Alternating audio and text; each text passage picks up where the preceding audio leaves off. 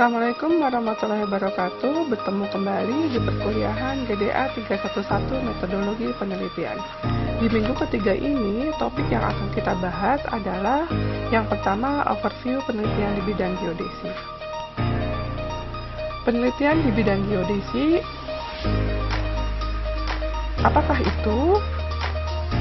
Seperti semua penelitian dilakukan di berbagai bidang, penelitian itu adalah mencari jawaban, mencari pemecahan yang menggunakan bidang keilmuan. Dalam hal ini kita menggunakan bidang keilmuan geodesi untuk mencapai tujuannya.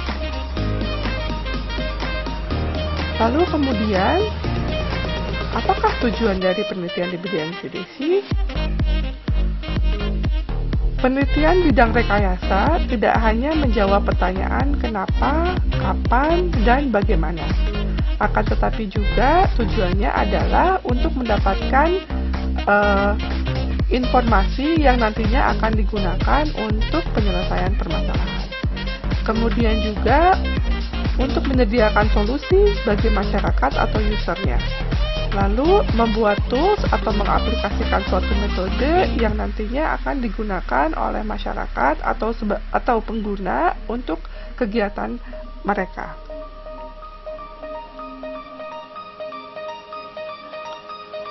Fokus penelitian di bidang geodesi.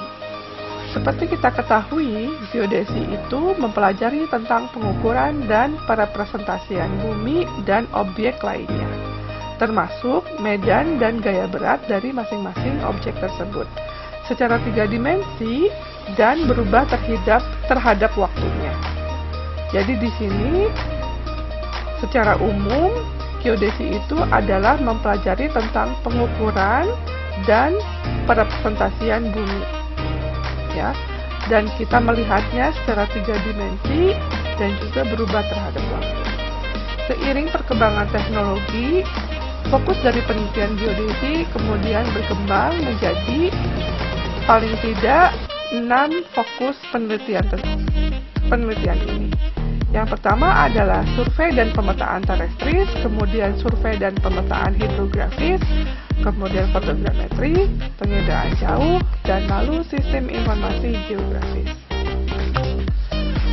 Kelima fokus penelitian di bidang geodesi ini kemudian mengerucut lagi menjadi fokus-fokus yang lebih kecil, menjadi banyak, yaitu diantaranya adalah model terrain digital atau DTM, kemudian manajemen pesisir, administrasi pertanahan dan properti, manajemen wilayah perbatasan, kemudian deformasi, sistem database, rute evakuasi, zona mitigasi bencana, aplikasi pemetaan digital, desain pelabuhan, proyeksi peta, survei GNSS, konstruksi jalan dan jembatan, survei lingkungan, dan banyak lagi.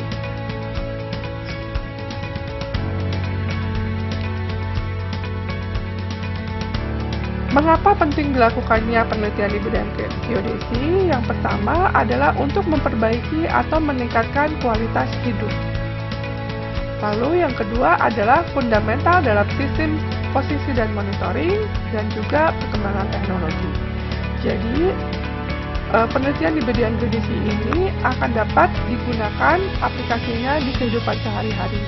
Sudah banyak berbagai penelitian yang menghasilkan berbagai tools atau berbagai metode atau berbagai aplikasi yang bisa digunakan oleh usernya untuk kehidupan sehari-hari. Dan yang paling utama dari aplikasinya tersebut atau dari hasilnya tersebut adalah merupakan pengembangan yang fundamental bagi sistem posisi dan monitoring. Itu adalah tujuan, itu adalah pentingnya penelitian di bidang geodesi tersebut. Selanjutnya, apa yang dikategorikan sebagai penelitian yang tidak baik? Yang pertama adalah mencari sesuatu yang tidak bisa ditemukan. Penelitian itu harus memiliki tujuan yang fokus dan harus memiliki tujuan yang harus bisa ditemukan. Jika tidak bisa ditemukan, itu bisa dikategorikan sebagai penelitian yang tidak baik. Kemudian, Penelitian yang tidak baik adalah jika ada proses penjiplakan atau plagiarisme. Kemudian juga penelitian yang tidak baik jika ada proses pemalsuan atau memodifikasi data. Ya, jadi artinya data yang kita dapatkan itu harus digunakan ya dengan tidak memalsukannya atau menambah-nambahnya ya. Lalu kategori yang terakhir yaitu jika kita memberikan interpretasi yang salah. Setiap interpretasi yang dilakukan dalam penelitian harus didukung oleh data-data yang dihasilkan dari penelitian kita. Kemudian beberapa contoh penelitian di bidang geodesi. Berikut adalah contoh-contoh dari penelitian yang dilakukan di teknik geodesi ITENAS dari dosen-dosen yang melakukan penelitian. Yang pertama ini berjudul Impact of Topography and Tidal Height on Allospalsar Polarimetric Measurement to Estimate Above Ground Biomass of Mangrove Forest in Indonesia. Penelitian ini fokus utamanya adalah dari penginderaan jauh.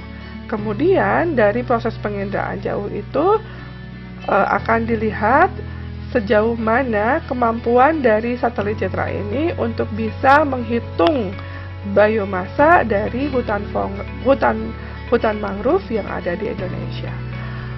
Untuk lebih jelas dan kalian mengetahui lebih banyak bagaimana penelitian ini dilakukan, kemudian tujuannya seperti apa, hasilnya bagaimana, kalian dapat download atau dapat juga membaca file tersebut ya, yang sudah saya berikan linknya di modul minggu ketiga ini. Contoh berikutnya adalah penelitian dengan judul Detecting Rice Phenology in Paddy Fields with Complex Cropping Pattern Using Time Series Modis Data, a Case Study of Northern Part of West Java, Indonesia.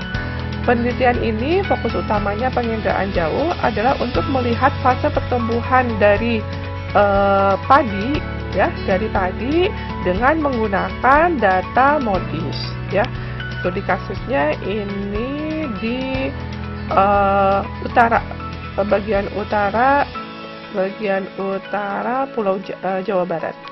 Nah, ini fokus utamanya adalah penginderaan jauh, kemudian fokus yang lebih mengerucut lagi adalah untuk mendeteksi bagaimana perubahan fasa pertumbuhan dari padi. Ya. Penelitian yang berikutnya berjudul Studi Prosedur Dealisi untuk Deteksi Konstanta Pasut Dominan.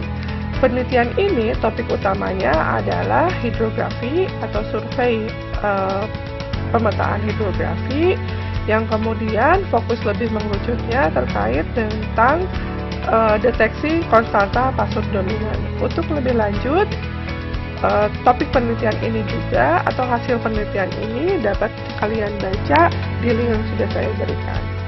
Selanjutnya adalah penelitian yang berjudul Analisis Sebaran Parameter Kualitas Air dan Indeks Pencemaran di Perairan Teluk Pare-Pare, Sulawesi Selatan. Topik utama penelitian ini adalah survei pemetaan hidrografi dan juga sistem informasi geografis, di mana fokusnya yang lebih detailnya adalah manajemen pesisir, ya, manajemen pesisir dengan melihat kualitas air dan indeks pencemaran di wilayah tersebut. Lalu penelitian lainnya yang berjudul Hasil Pengukuran Terestrial Laser Scanner untuk Deteksi Rekahan dalam kaitannya dengan analisis struktur geologi, studi kasus tebing Citata 125 Jawa Barat. Di penelitian ini topik utamanya itu adalah survei pemetaan terestrial, kemudian topik lebih detailnya, yaitu terkait terrestrial laser scanner ya, yang nantinya digunakan untuk mendeteksi rekahan. Secara lebih lanjut ya, penelitian-penelitian ini dapat kalian lihat di link yang sudah saya berikan. Contoh-contoh penelitian lainnya yang dilakukan oleh dosen geodesi ini ada tentang metode GPS kinematik, lalu penentuan tempat pembuangan akhir sampah, lalu pertambahan estimasi kerugian ekonomi akibat banjir dengan pengaruh penurunan tanah di Jakarta, lalu juga penyusunan basis data untuk identifikasi daerah rawan banjir, lalu juga ada penelitian dengan judul-judul berikut ini: pengembangan master plan data pembangunan Jawa Barat, proses stereo plotting data IFSAR, lalu juga ada pengaruh jenis target sasaran pendidikan pada pengukuran jarak hasil pengukuran elektronik total station reflektor lens. Lalu ada juga pemetaan pola tanam dan kalender tanam padi sawah dengan menggunakan teknik penginderaan jauh. Penelitian berikutnya berjudul Studi Perubahan Garis Pantai berdasarkan interpretasi citra satelit Landsat dan perhitungan rasio lahan di wilayah pesisir Indramayu, Jawa Barat. Berbagai penelitian yang saya sebutkan tadi yang merupakan hasil dari penelitian yang dilakukan oleh dosen ITENAS dapat kalian baca di link-link yang sudah saya berikan. Kalian bisa mencoba untuk menentukan kira-kira apa yang menjadi rumusan masalah dari penelitian-penelitian tersebut, kemudian tujuannya apa dan hasilnya seperti apa. Kalian bisa coba untuk melakukan pertama kalian baca dulu, lalu kalian interpretasi sendiri ya terkait rumusan masalahnya. Mungkin ada beberapa dari bacaan tersebut kalian sudah akan dapat jawaban dari rumusan masalah dan juga tujuan penelitian yang mereka lakukan.